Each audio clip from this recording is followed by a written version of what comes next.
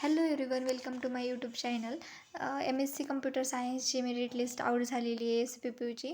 ती डाउनलोड करण्यासाठी तुम्हाला टेलिग्रामवरती सावित्रीबाई फुले पुणे युनिव्हर्सिटी या चॅनलवरती जायचं आहे. अँड देन तिथून तुम्हाला एक लिंक भेटेल. ते लिंक थ्रू तुम्ही तुमची PDF डाउनलोड करून घ्या. त्याच्यामध्ये चेक करा की तुमचं नाव आलेलं आहे की नाही. जनरल म्हणजे कॅटेगरी वाईज तुमचे नाव दिलेले आहेत. तर OBCचं मेरिट 94 लागले. त्याच्यानंतर ओपनचं मेरिट 98 का 96 असं काहीतरी लागलेलं आहे. आणि बाकीचे सगळे कॅटेगरी वाईज मेरिट लागलेले आहेत. तर MSc कम्प्युटरसाठी आपल्याला डेट दिलेली आहे 6 जुलै. 6 जुलैला आपल्याला युनिव्हर्सिटीमध्ये जाऊन आपली ॲडमिशन प्रोसेस कंप्लीट करून घ्यायची आहे.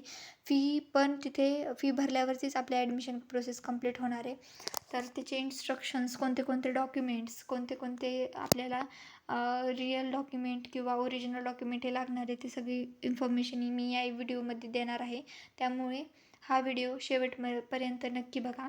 तर फर्स्टली आपण बघणार आहोत की तुमचे जे डॉक्युमेंट आहे त्यांची PDF आहे ती करून घ्यायची आहे. आणि ओरिजिनल डॉक्युमेंट प्लस झेरॉक्स सगळे डॉक्युमेंटच्या घेऊन जायचे आहेत. तर डॉक्युमेंट कोणते कोणते आहेत ते आपण तुम्हाला सांगते. तर फर्स्ट आहे आपलं 12वीचं मार्कशीट. ते मार्कशीट घेऊन जायचं आहे. त्याच्यानंतर बॅचलर डिग्रीचं मार्कशीट. जर आपण BSc CS रिझल्ट अजून लास्ट सेमिस्टरचा आलेला नाही आहे, तर 5th सेमिस्टरपर्यंत सगळे मार्कशीट घेऊन जावा. कोणत्या कधी लागेल ते सांगता येऊ शकत नाही, त्याच्यामुळे मार्कशीट सगळे घेऊन जावा.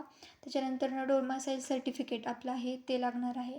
त्यानंतर कास्ट सर्टिफिकेट, त्यानंतर कास्ट व्हॅलिडिटी सर्टिफिकेट. तर इथे कास्ट व्हॅलिडिटी सर्टिफिकेटची जी अप्लाय केलेली पावती आहे तीसुद्धा जमू शकते.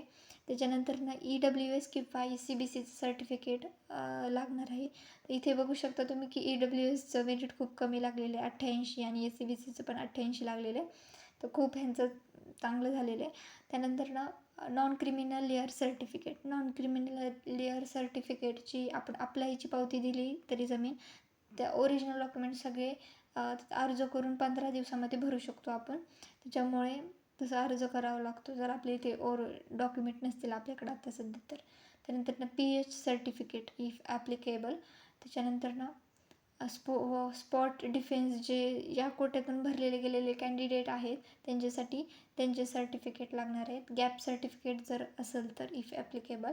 त्यानंतर मायग्रेशन सर्टिफिकेट लागणार आहे if it is necessary for other than SPPU. Migration certificate हे SPPU युनिव्हर्सिटीत नसलेले स्टुडंटसाठी आहे, दुसऱ्या युनिव्हर्सिटीच्या स्टुडंटसाठी. त्यानंतर TC लागणार आहे, इक्विव्हॅलन्स सर्टिफिकेट फॉर SPPU. आणि ते दुसऱ्या कॅन्डिडेटसाठी असणारे फॉरेन कॅन्डिडेट. त्याच्यानंतर सेल्फ अटेन्शन सर्टिफिकेट. हे सगळे सर्टिफिकेट लागणार आहे. त्यानंतर मित्रांनो, ॲडमिशन प्रोसेसबद्दल महत्त्वाचे मुद्दे आहेत. ॲडमिशन फी तुम्हाला त्याच दिवशी ऑनलाईन पद्धतीने भरावी लागणार आहे. तुम्हाला कोणतीही TA DA किंवा इतर अलाउन्सेस दिले जाणार नाहीत. म्हणजे स्कॉलरशिप परत अप्लाय होणार आहेत. फर्स्ट आपल्याला सगळे फी भरावीच लागणार आहे. ॲडमिशन प्रोसेस अध्यायी क्रमांक त्यानुसार होणार आहे, तिथे दिलेलं आहे आपल्याला. त्यानंतर तुम्हाला ॲडमिशन जी फाईलमध्ये जी PDF फाईल आहे त्याच्यामध्ये तुम्हाला लिस्ट दिली, तिथे नाव जाऊन बघा तुमचं आहे की नाही त्याच्यामध्ये. ते रिपोर्टिंग टाईम पण दिलेलं आहे 10:30 आपल्याला तिथं पोहोचायचं आहे. ॲडमिशन नोटीसमधील बदलांसाठी वेबसाईट अपडेट चेक करत राहा. या नोटीससाठी वेबसाईटची जी अपडेट आहे ती चेक करत राहा किंवा टेलिग्राम चॅनलला जॉईन व्हा, तिथे तुम्हाला सगळी अपडेट भेटून जाईल. त्यानंतर मित्रांनो, पहिला राऊंड सुरू झाले आहे आणि फाईल वेळेनुसार हे सगळे सबमिट डॉक्युमेंट करा. मेरिट लिस्टमध्ये तुमचे नाव नसल्यास निराश होऊ नका, कारण दुसरा राऊंड येणार आहे.